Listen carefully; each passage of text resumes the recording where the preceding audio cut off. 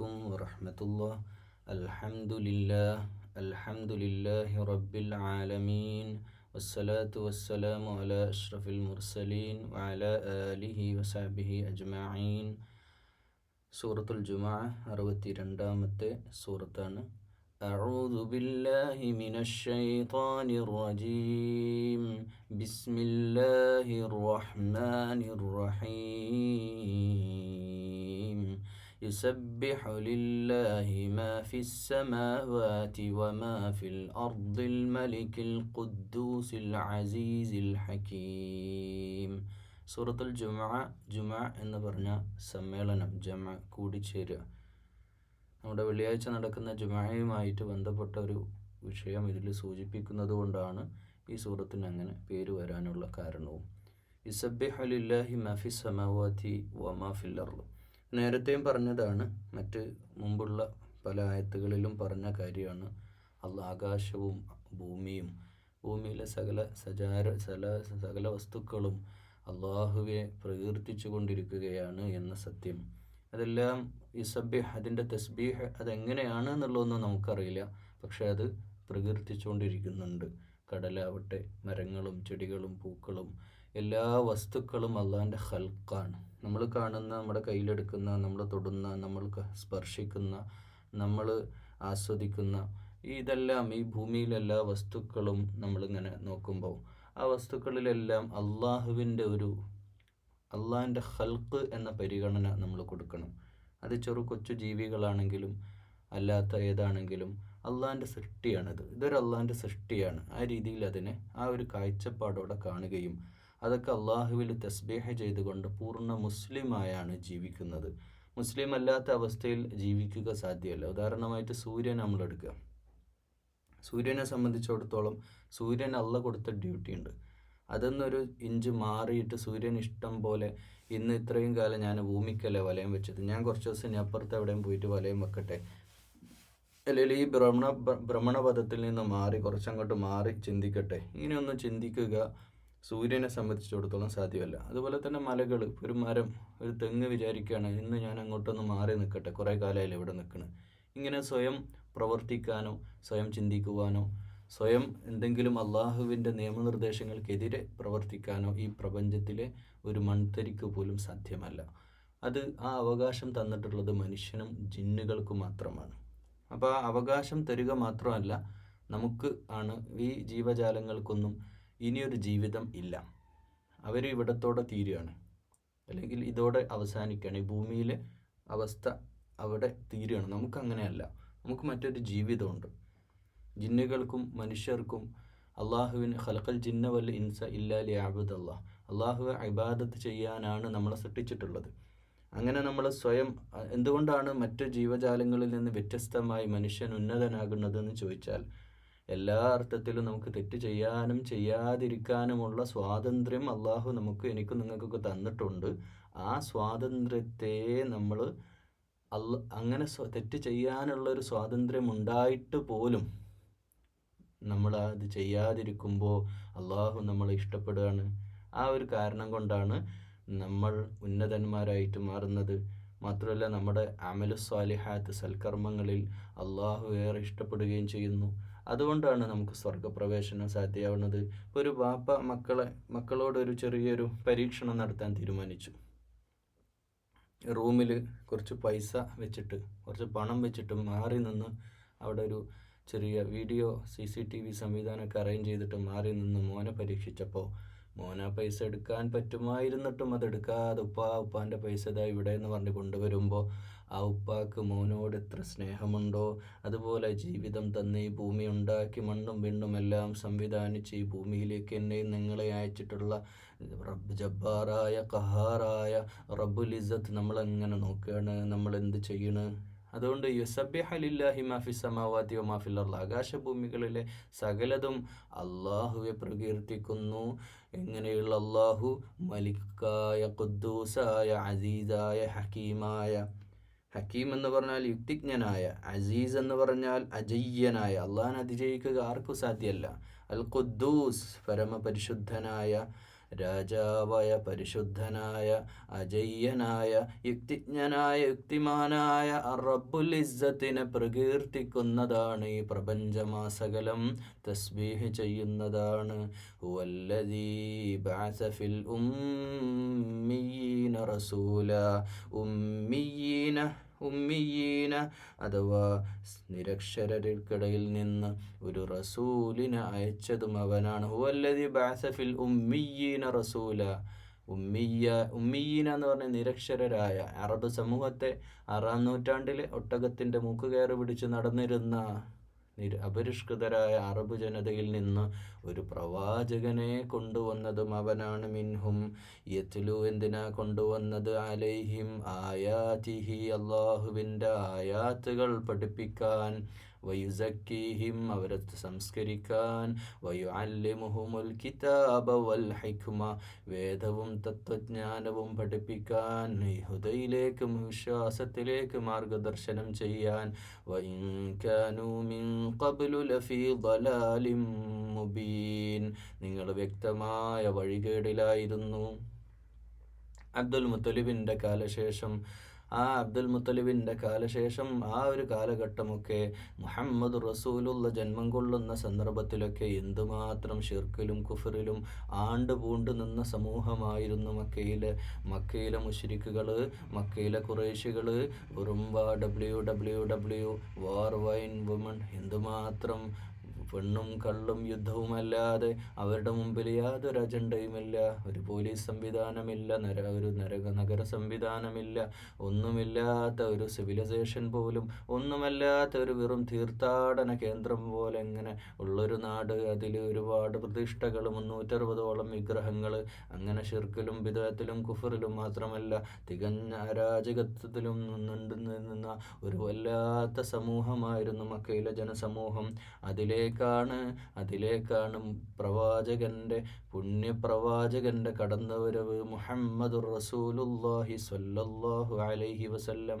ആ പ്രവാചകൻ മുഹമ്മദ് റസൂലുള്ള ജനങ്ങളെ സംസ്കരിച്ചു, അള്ളാഹിൻ്റെ ആയാത്തുകൾ പഠിപ്പിച്ചു, ജനങ്ങളെ ഇൽമ പഠിപ്പിച്ചു, വിശുദ്ധ ഖുർആൻ പഠിപ്പിച്ചു, ഹിക്മത്തും പഠിപ്പിച്ചു, ജീവിതത്തിൽ എങ്ങനെ ഓരോ കാര്യങ്ങൾ കൈകാര്യം ചെയ്യണം, കുടുംബരംഗം എങ്ങനെയാവണം, ദാമ്പത്യജം എങ്ങനെ മുന്നോട്ട് കൊണ്ടുപോകണം, അങ്ങനെ തുടങ്ങി ജീവിതത്തിൻ്റെ സകലമാന കാര്യങ്ങളും പഠിപ്പിക്കാൻ വന്ന എക്കാലത്തും മാതൃകായോഗ്യനായ വേദഗ്രന്ഥങ്ങൾ മനുഷ്യരിലേക്ക് എത്തിക്കാൻ അള്ളാഹു തെരഞ്ഞെടുത്തു. പക്ഷെ ഇവിടെ ഈ തെരഞ്ഞെടുപ്പിലൊക്കെ വിരൽ പിടിച്ചൊരു സമൂഹം അന്ന് തന്നെ ഉണ്ടായിരുന്നു എന്നുള്ള സത്യം.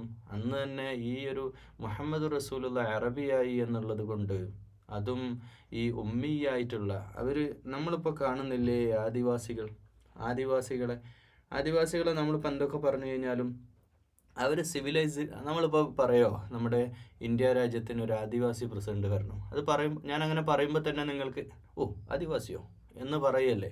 കാരണം എന്തുകൊണ്ടാണ്?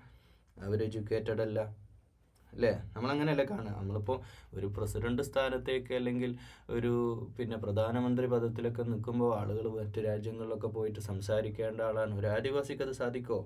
ഇല്ല.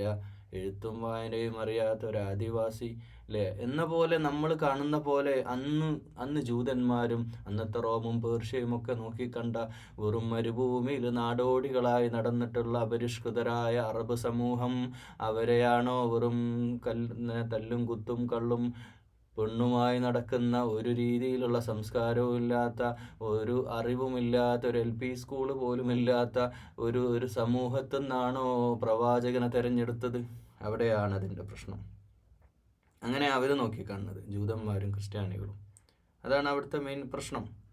എന്നാലാവട്ടെ ഈ ഹുവല്ലദീ ബഅസ ഫിൽ ഉമ്മീന, ഈ നിരക്ഷരർക്കിടയിൽ നിന്ന് അള്ളാഹു കണ്ടെത്തിയതിൻ്റെ അതിൻ്റെ യുക്തി അള്ളാഹ്ക്കറിയാം. ഒന്ന് അറബ് ഭാഷ, ആ ഭാഷാപരമായിട്ടുള്ള അതിൻ്റെ ഗുണം. നമ്മളിപ്പോൾ വായിക്കുന്ന അറബി ഭാഷ അവർക്ക് സംസാരിക്കാൻ അറിയാം. അപ്പോൾ ഈ ഒരു അറബ് ഭാഷയുടെ മഹത്വം കൊണ്ടാകണം, അല്ലെങ്കിൽ അതൊക്കെ അല്ലാഹു ആലം. ഒരു പക്ഷേ ഇനിയും ജൂതന്മാരുടെ പരമ്പര നമ്മൾ മുമ്പ് ചർച്ച ചെയ്ത വിഷയമാണ്, എന്നാലും ഒന്നുകൂടെ പോവാണ് അതിലേക്ക്. ജൂതന്മാർക്കായിരുന്നു, ഇനിയും ബനി ഇസ്രായേലിൽ നിന്നായിരുന്നു ഒരു പ്രവാചകനെങ്കിൽ നമ്മൾ ആലോചിച്ച് നോക്കുക. അവർക്ക് ലഭിച്ചിട്ടുള്ള സകലമാന പ്രവാചകന്മാരെയും അതിൽ തുടർന്നുള്ള ആയത്തിൽ പറയുന്നുണ്ട്, ഞാൻ വിശദീകരിക്കുക അതിലേക്ക്. വആഖരീന മിൻഹും ലമ്മാ യൽഹഖൂ ബിഹിം വഹുവൽ അസീസുൽ ഹകീം.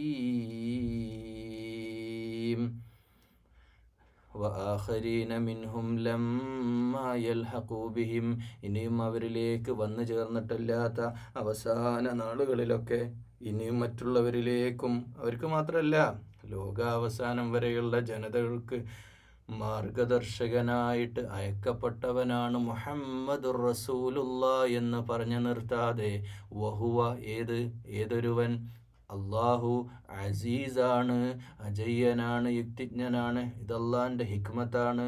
ലോകാവസാനം വരെയുള്ള ജനതകൾക്ക് മാർഗദർശകനായിട്ട് അന്ത്യപ്രവാചകൻ മുഹമ്മദുർ റസൂലുള്ളയെ സല്ലല്ലാഹു അലൈഹി വസല്ലം അയച്ചിട്ടുണ്ടെങ്കിൽ അത് വലിയൊരു ഹിക്മത്താ.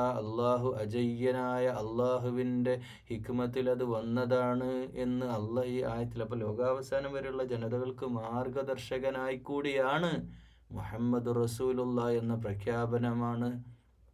ذلك فضل الله يؤتيه من يشاء والله ذو الفضل العظيم. അള്ളാഹുവിൻ്റെ മഹത്വമാണ്, അള്ളാഹുവിൻ്റെ അനുഗ്രഹമാണത്, അള്ളാഹിൻ്റെ ഫضലാണ്, അള്ളാഹ് തന്ന അനുഗ്രഹമാണ്. അള്ളാഹ് തന്ന യുതീഹി മൻ യശാ, അവൻ ആർക്കാണോ ഉദ്ദേശിക്കുന്നത് അവർക്ക് കൊടുക്കും. അത് അറബികൾക്ക് വേണോ അജമികൾക്ക് വേണോ, അതാരെയാ ഏത് ലോകത്തിൻ്റെ ഭാഗത്ത് അന്ത്യപ്രവാചകനെ കാത്തിരുന്ന ജൂത സമൂഹം, അന്ത്യപ്രവാചകനെ പറ്റി വാദോരാതെ സംസാരിച്ചു കൊണ്ടിരുന്ന ക്രൈസ്തവ ലോകം, അവരുടെയും കണ്ണ് തള്ളിപ്പോയി. എല്ലാവരും എന്തോ ഒരു വല്ലാത്ത അത്ഭുതമാണ്, നമ്മിലേക്ക് വരേണ്ട പ്രവാചകൻ ഇതാ ഇപ്പോൾ അവിടെ അറബികൾക്കിടയിൽ വന്നിരിക്കണു, നമ്മളിനി എന്ത് ചെയ്യും എന്ന രീതിയിൽ കണ്ണ് തള്ളി നിൽക്കുക. പക്ഷേ അള്ളാഹു പറയുന്ന അള്ളാഹു യുതീഹി മൻ യശാ, അള്ളാഹു ഉദ്ദേശിക്കുന്നവർക്കാണ്. ഇതുവരെ ഹീബ്രു ഭാഷയിലാണ് പ്രവാചകന്മാർ വന്നിരുന്നെങ്കിൽ ഇപ്പോൾ ഇതാ അറബി ഭാഷ സംസാരിക്കുന്ന ഒരു പ്രവാചകനോ അവർക്കത് ഉൾക്കൊള്ളാൻ കഴിഞ്ഞില്ല. പക്ഷേ വല്ലാഹു ദുൽ ഫദ്ലിൽ അസീം, അള്ളാഹു മഹത്തായ അനുഗ്രഹത്തിൻ്റെ ഉടമയാണ്. ആ അനുഗ്രഹം അള്ളാഹു അവൻ ആഗ്രഹിക്കുന്നവർക്ക് നൽകും. അത് നിങ്ങളെ കൊണ്ട് പറ്റാത്തതുകൊണ്ടാണ് കൊടുത്തത്, നിങ്ങൾക്കതിന് കഴിയൂല. നിങ്ങളുടെ ചരിത്രം എന്ന് പറഞ്ഞാൽ രക്തം പുരണ്ട ചരിത്രമാണ്. അംബിയാ മുർസലുകൾ മാത്രമല്ല, നിങ്ങളുടെ സാമ്രാജ്യത്വത്തിൻ്റെ നിങ്ങൾ റോമും പേർഷ്യയും ഒക്കെ ചരിത്രത്തിലുണ്ടാക്കി തീർത്തിട്ടുള്ള ലക്ഷക്കണക്കിന് അടിമകളെ സൃഷ്ടിച്ച് മനുഷ്യനക്കെതിരെ വിവേചനം, എല്ലാത്തരം ഡിസ്ക്രിമിനേഷൻ, വർണ്ണവിവേചനം, വർഗവിവേചനം, കൊള്ളക്കൊടുക്ക പ്രശ്നങ്ങൾ, മനുഷ്യത്വരഹിതമായ ഒരുപാട് പ്രവർത്തനങ്ങൾ കൊണ്ട് നിങ്ങളെ മടുത്തിട്ടാണ് കൊടുത്തത് അറബ് സമൂഹത്തിലേക്ക്. അപ്പോൾ അറബ് സമൂഹം അത്ര വലിയ പുണ്യവാന്മാരാണോ എന്നുള്ളത് ഒരു ചോദ്യചിഹ്നമായിരുന്നു. അപ്പോൾ അത് നമ്മൾ അന്നും ഇന്നും ചർച്ച ചെയ്യേണ്ട ഒരു കാര്യമാണ്. പക്ഷേ അറബികൾക്ക് ചില ക്വാളിറ്റികളുണ്ടായിരുന്നു, നമ്മളത് വിസ്മരിക്കാൻ പാടില്ല. അറബികളുടെ ക്വാളിറ്റി ഇതൊന്നും നമ്മൾ എന്തുകൊണ്ട് അറബ് സമൂഹത്തിനെ വെച്ചു എന്നുള്ള അള്ളാഹിൻ്റെ യുക്തിയാണ്, നമ്മളതിൽ ചർച്ച ചെയ്യാൻ പോയിട്ട് കാര്യമില്ല. പക്ഷേ ഒരു കാര്യമുണ്ട്, അറബ് സമൂഹത്തിലെ ഒരു കാര്യം, അത് ചരിത്രകാരന്മാരൊക്കെ എടുത്തു പറഞ്ഞൊരു സംഗതിയാണ്, അവർ വലിയ ത്യാഗശാലികളാണ്. വലിയ ത്യാഗം ചെയ്യാൻ, കാരണം ലോകം മുഴുവൻ അന്ന് ഇന്നത്തെ പോലെ ഫ്ലൈറ്റ്, ഹെലികോപ്റ്റർ അല്ലെങ്കിൽ ഇതൊന്നും സംവിധാനങ്ങളൊന്നുമില്ല. കപ്പൽ പോലും വളരെ കപ്പൽ യാത്ര പോലും അവർക്ക് സുപരിചിതമല്ല. എന്നിട്ട് പോലും ലോകത്ത് മുഴുവനും യാത്ര ചെയ്യാനും കുതിരപ്പുറത്തും ഒട്ടകപ്പുറത്തും എന്തുമാത്രം ദിനരാത്രങ്ങൾ കൊടും ചൂടിൽ യാത്ര ചെയ്യാനും വലിയ ത്യാഗശാലികളായിരുന്നു അറബ് സമൂഹം. കച്ചവട യാത്രകൾ തന്നെയാണ് അവരെ അതിനുള്ള പ്രാപ്തരാക്കിയത്, അതിൻ്റെ പ്രാപ്തി അവരിൽ ഉണ്ടാക്കുന്ന അതാണ്. എന്നാൽ അതിലപ്പുറത്തേക്ക് അവർ ത്യാഗശാലികളാണ്. പിന്നെ അവർ വലിയ ആതിഥേയരാണ്. കാരണം മക്ക, ഇബ്രാഹിം അലൈഹി സ്വലാമിന് ശേഷമുള്ള മക്ക, അബ്ദുൽ മുത്തലിബിൻ്റെയും ആ കുടുംബത്തിൻ്റെയും ഖുറൈഷ് ഹാഷിം കുടുംബത്തിൻ്റെയും ഒക്കെ ആ ഒരു പരിചരണത്തിലുള്ള മക്ക, അവർ വല്ലാത്ത ആതിഥേയരായിരുന്നു. അവരങ്ങനെ ആളുകളെ സ്വീകരിക്കാനും അതിനൊക്കെ വലിയ ഉഷാറായിരുന്നു. പ്ലസ് അവരിലുള്ള ചില ആളുകളിൽ നല്ല ക്വാളിറ്റി, ഇപ്പം ഉമർ റളിയല്ലാഹു അൻഹു വ്യക്തമായ നീതിബോധത്തിൻ്റെ മികച്ച ഉദാഹരണമായിരുന്നു.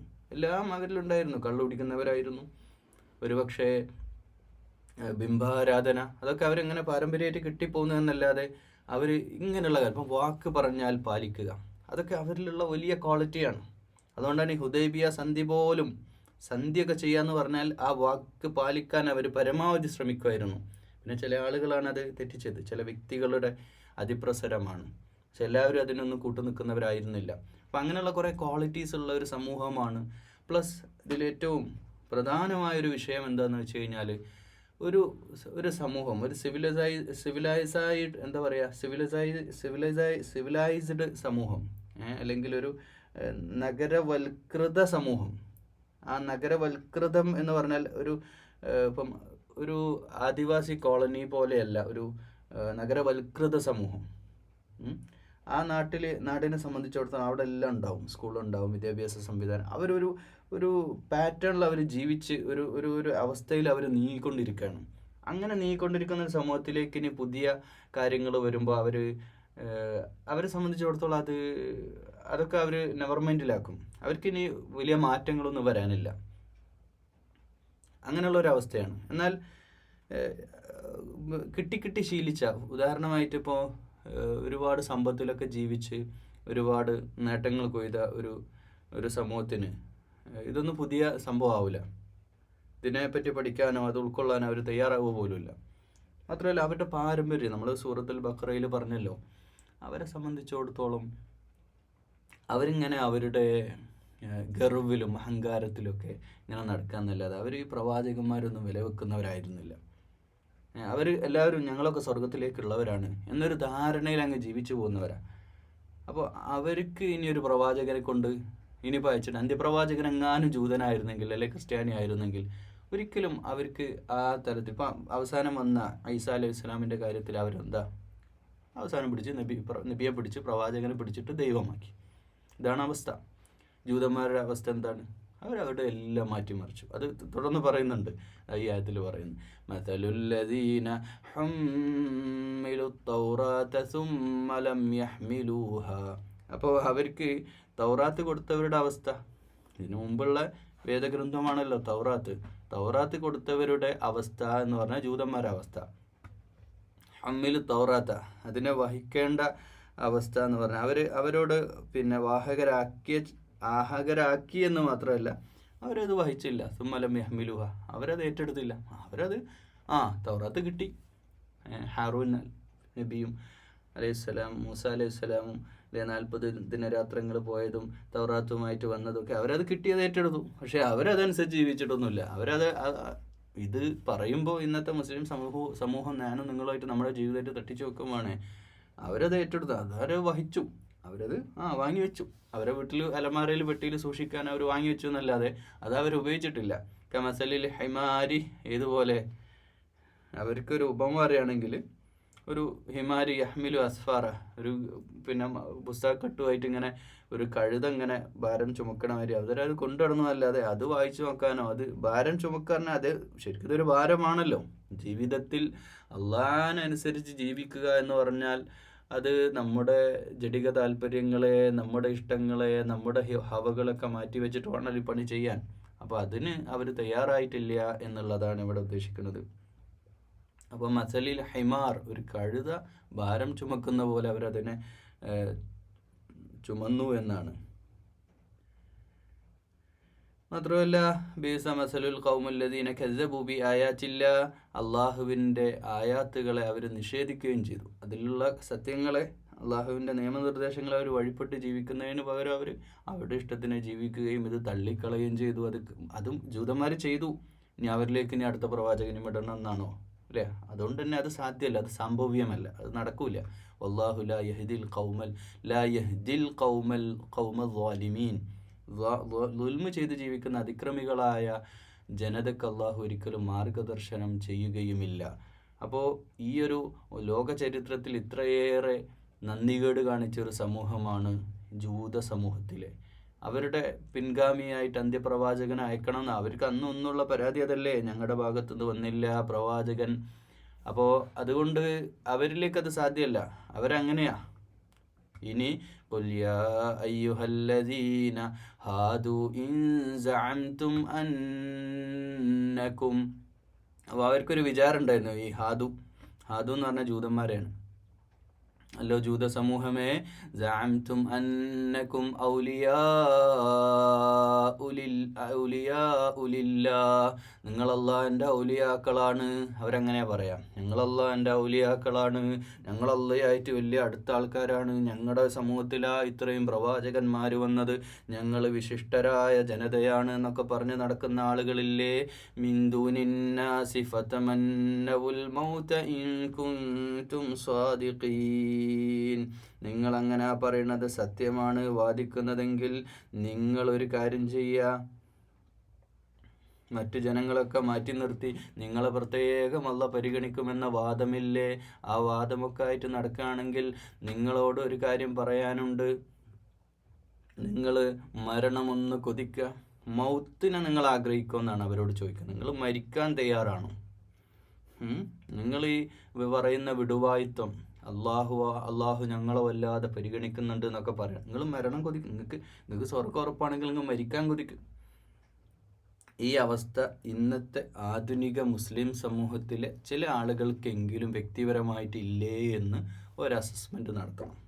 നമ്മളൊക്കെ അങ്ങനെ ഒരു മൂഢധാരണ, നമ്മളൊക്കെ മുസ്ലിം ആയിട്ടുണ്ട്, ലാ ഇലാഹ ഇല്ലല്ലാഹ് പറഞ്ഞ ആൾക്കാരാണ്, ഞങ്ങൾ ഇനി ഖുർആനൊക്കെ ഓതുന്നുണ്ട്, നിസ്കരിക്കണമൊക്കെ ഉണ്ട്, വലിയ വലിയ തെറ്റുകളൊന്നും നമ്മൾ ചെയ്യണില്ല, അതുകൊണ്ട് നമ്മളൊക്കെ സ്വർഗത്തിലാണ് എന്നൊരു ധാരണ ചില ആൾക്കാർക്കൊക്കെ ഉണ്ടെങ്കിൽ അതിനെ തിരുത്തുക കൂടിയാണ് ഈ ആയത്തിലൂടെ. അത് ജൂതന്മാരുടെ ഒരു ധാരണ, ഞങ്ങൾ അള്ളാഹിൻ്റെ ഔലിയാക്കളാണ്, ഞങ്ങൾ പ്രത്യേക വസ്ത്രം ധരിക്കുന്നവരാ, അതുകൊണ്ട് ഞങ്ങളൊക്കെ അങ്ങോട്ട് പോകാൻ വേണ്ടി തയ്യാറാക്കപ്പെട്ട പോലെ ടിക്കറ്റ് എടുത്ത് നിൽക്കുകയാണെന്നുള്ളൊരു ധാരണയൊക്കെ ആർക്കെങ്കിലും ഉണ്ടെങ്കിൽ അത് പണ്ട് ജൂതന്മാർ ഈ വിഡ്ഢിപ്പണി എടുത്ത അതിൻ്റെ അനുരണനം പോലെ നമ്മുടെ ജീവിതത്തിൽ അങ്ങനെ ഞങ്ങൾ ചിന്തിക്കരുത്.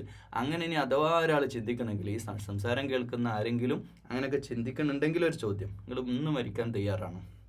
മരണഭയം ഒരു സത്യവിശ്വാസിക്ക് ഉണ്ടാകില്ല എന്നതിൻ്റെ സാക്ഷ്യമാണ് ഈ ആയത്ത്. ഒരു മുഅ്മിൻ അത് ഉണ്ടാവരുത്.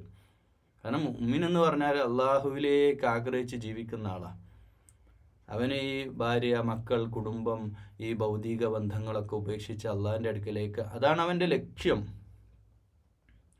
ഇപ്പം കഴിഞ്ഞ സൂറത്തിൽ പറഞ്ഞില്ലേ, നിങ്ങളുടെ മക്കളും നിങ്ങളുടെ സമ്പത്തൊന്നും നിങ്ങളെ അള്ളാഹുവിൽ നിന്ന് അശ്രദ്ധരാക്കുക, അള്ളാഹുവിൻ്റെ മാർഗത്തിൽ നിന്ന് നിങ്ങളെ ലഘുവിലാക്കാതിരിക്കട്ടെ, അശ്രദ്ധയിലാക്കാതിരിക്കട്ടെ എന്ന് പറഞ്ഞില്ലേ. അതിതാണ് നമ്മളുടെ ആത്യന്തികമായ ലക്ഷ്യം, അള്ളാഹുവാണ്. അപ്പോൾ അതിൻ്റെക്കുള്ള വഴിയാണ് നമ്മുടെ കുടുംബം, മക്കളും ഭാര്യയും ഒക്കെ ഈ ഭൂമിയിൽ ജീവിക്കുമ്പോൾ ഉണ്ടാകുന്നത്. പക്ഷെ അതിലേക്ക് ഒരു ഓവർ അറ്റാച്ച്മെൻറ്റും, ആ അറ്റാച്ച്മെൻറ്റിൻ്റെ അടിസ്ഥാനത്തിൽ നമ്മൾ ആ ഒരു എന്താ പറയുക, നമ്മൾ ഇതിങ്ങനെ കെട്ടിപ്പിടിച്ച്, ദുനിയാവ് ഇങ്ങനെ കെട്ടിപ്പിടിച്ച് ജീവിക്കുന്ന ഒരവസ്ഥ ഉണ്ടാവാൻ പാടില്ല. ولا يتمنونه أبدا بما قدمت أيديهم والله عليم بالظالمين. എന്നാൽ അവരൊരിക്കലും അങ്ങനെ അത് ആഗ്രഹിക്കൂല. എങ്ങനെ ആഗ്രഹിക്കൂല? മരണം ആഗ്രഹിക്കൂല. അബദം ബിമാ ഖദ്ദമത് ഐദീഹിം, കാരണം അവരുടെ കൈകൾ ചെയ്ത പ്രവർത്തനങ്ങളാണ്. അവരൊരുപാട് തെറ്റുകൾ ചെയ്തിട്ടുണ്ട് ദുനിയാവിൽ. അതുകൊണ്ടൊരിക്കലും അവർ മരിക്കാനൊന്നും ആഗ്രഹിക്കൂല. അവരുടെ മനസ്സിൽ മുഴുവൻ ചീത്തയാ. വല്ലാഹു അലീമും ബിദ്ദാലിമീൻ, അക്രമികളെ അള്ളാഹുവിന് നന്നായിട്ടറിയാം അക്രമികളെ. قل إن الموت الذي تفرون منه فإنه ملاقيكم, അതുകൊണ്ട് പറയുക, മരണത്തിൽ നിന്ന് നിങ്ങൾ ഏതൊരു മരണത്തിൽ നിന്നാണോ നിങ്ങൾ ഓടി അകലാൻ ശ്രമിക്കുന്നത് അത് നിങ്ങളിൽ എത്തിച്ചേരുക തന്നെ ചെയ്യും. മരണത്തെ നിങ്ങൾ മുലാഖാത്ത് ചെയ്യും, കണ്ടുമുട്ടും. മരണം നിങ്ങളെ തേടിയെത്തുക തന്നെ ചെയ്യും. സുമ്മ തുറദ്ദൂന ഇലാ ആലിമിൽ ഗൈബി വശഹാദതി ഫയുനബ്ബിഉകും ബിമാ കുൻതും തഅമലൂൻ. പിന്നെ സുമ്മ തുറദ്ദൂന, നിങ്ങളെ മടക്കപ്പെടും, ഇലാ ആലിമിൽ ഗൈബി വശഹാദതി ഫയുനബ്ബിഉകും ബിമാ കുൻതും തഅമലൂൻ. നിങ്ങളെപ്പറ്റി നന്നായി നിങ്ങൾ പ്രവർത്തിക്കുന്നത് എന്തെന്ന് ശരിയായി അറിയുന്ന അള്ളാഹുവിൻ്റെ മുമ്പിലേക്ക് നിങ്ങളെ മടക്കപ്പെടും. അന്ന് നിങ്ങൾക്ക് എല്ലാ കാര്യങ്ങളും വ്യക്തമായി അന്ന് മനസ്സിലാകും. ഇന്ന് മനസ്സിലാകാത്തത് പലതും അന്ന് തിരിയും. ജൂത സമൂഹമേ, ജൂതന്മാർ ചിന്തിക്കുന്ന പോലെ ചിന്തിക്കുന്ന പിൽക്കാലത്ത് വരുന്ന സമൂഹമേ എന്ന ദ്വയാർത്ഥവും ഇതിലുണ്ട്. നമ്മളാരും അങ്ങനെ ചിന്തിക്കാൻ പാടില്ല. മരണത്തെ ഭയപ്പെടാൻ പാടില്ല. മരണത്തെ സ്വാഗതം ചെയ്യുന്നവരാ സത്യവിശ്വാസികൾ. മരണം എപ്പോഴാ വരുന്നത്? അത് വരുന്നത് 2 കൈയും നീട്ടി സ്വീകരിക്കാൻ തയ്യാറായിട്ട് വേണം. ഓരോ ദിവസവും സൂര്യോദയത്തിൽ നമ്മൾ കാത്തിരിക്കേണ്ടത് അള്ളാഹുവിൻ്റെ വചനങ്ങളെ, അള്ളാഹുവിൻ്റെ ഖുർആൻ പാരായണം ചെയ്തുകൊണ്ട്, വിശുദ്ധ ദീനിൽ അടിയുറച്ച് വിശ്വസിച്ചുകൊണ്ട് അള്ളാഹിൻ്റെ മുമ്പിൽ സുജൂദ് ചെയ്ത് ജീവിക്കുന്ന സത്യവിശ്വാസികളെ സംബന്ധിച്ചിടത്തോളം നാളെ പടച്ച റബ്ബിൻ്റെ കോടതിയുണ്ടെന്ന വിചാരത്തോടെയാ ഓരോ സെക്കൻഡുകളും നമ്മൾ ജീവിച്ചു തീർക്കേണ്ടത്. അങ്ങനെ ജീവിക്കുന്ന ഒരു സത്യവിശ്വാസിയാണോ നിങ്ങൾ? എന്തിനാ ഭയപ്പെടുന്നത് മരണത്തെ? അള്ളാഹുവിൻ്റെ സ്വർഗലോകത്തേക്കുള്ള യാത്രയല്ലേ. മരണത്തെ ഭയപ്പെടുത്തുന്ന വയലുകൾ കേൾക്കാറുണ്ടോ? ഒരിക്കലും നിങ്ങൾ ഭയപ്പെടേണ്ടതില്ല. നിങ്ങളെ സംബന്ധിച്ചിടത്തോളം അള്ളാഹുവിൻ്റെ ഹക്കായ ദീനിൽ വിശ്വസിച്ച് നടക്കുന്നവരാണോ? നിങ്ങൾ യാതൊരു ഭയപ്പെടേണ്ടതില്ല, നിങ്ങൾ ദുഃഖിക്കേണ്ടതില്ല, സങ്കടപ്പെടേണ്ട. അള്ളാഹുവിൻ്റെ സ്വർഗലോകത്തേക്കുള്ള യാത്രയാ. സന്തോഷത്തോടെ മടങ്ങുക അല്ലേ. ജിഇ ഇലാ റബ്ബിക റാദിയതൻ മർദിയ്യ, അങ്ങനെ ഖുർആൻ പറഞ്ഞത്. ഫദ്ഖുലി ഫീ ഇബാദി വദ്ഖുലി ജന്നതി. എന്തൊരു സുന്ദരമായ യാത്രയാ, സ്വർഗയാത്ര. അങ്ങനെയാ കാത്തിരിക്കേണ്ടത്. യാ അയ്യുഹല്ലദീന. അപ്പോൾ കാഫിർ, ഈ ജൂത സമൂഹവുമായിട്ട് ബന്ധപ്പെട്ടുള്ള വിഷയം അവിടെ തീർന്നു. അവരെ അഡ്രസ്സ് ചെയ്തിട്ട് അവരോട് പറയാം, ഈ ഒരു വാദം, അവരുടെ വാദത്തെയൊക്കെ തള്ളിലോ ഈ പ്രപഞ്ചത്തിലെ സകലമാന വസ്തുക്കളും ആകാശവും ഭൂമിയും അള്ളാഹുവെ തസ്ബീഹ് ചെയ്യുന്നുണ്ടെന്നും, അപ്പോൾ ഉമ്മിയായിട്ടുള്ള അതുകൊണ്ട് തന്നെ ഈ പ്രപഞ്ചത്തിൽ എവിടുന്ന് ഒരു നബിയെ ഞാൻ കൊണ്ടുവരും, അതെൻ്റെ യുക്തിയാണെന്ന് അള്ളാഹ് സമർത്ഥിച്ച ശേഷം ജൂത സമൂഹത്തെ അത് അള്ളാഹിൻ്റെ ഫളിൽ അവർക്ക് കൊടുത്ത് അള്ളാഹു ഉദ്ദേശിക്കുന്നവരെ പ്രവാചകനാക്കും. നിങ്ങൾക്കെന്താ ജൂതന്മാരെ, നിങ്ങളാരത് ചോദ്യം ചെയ്യാൻ?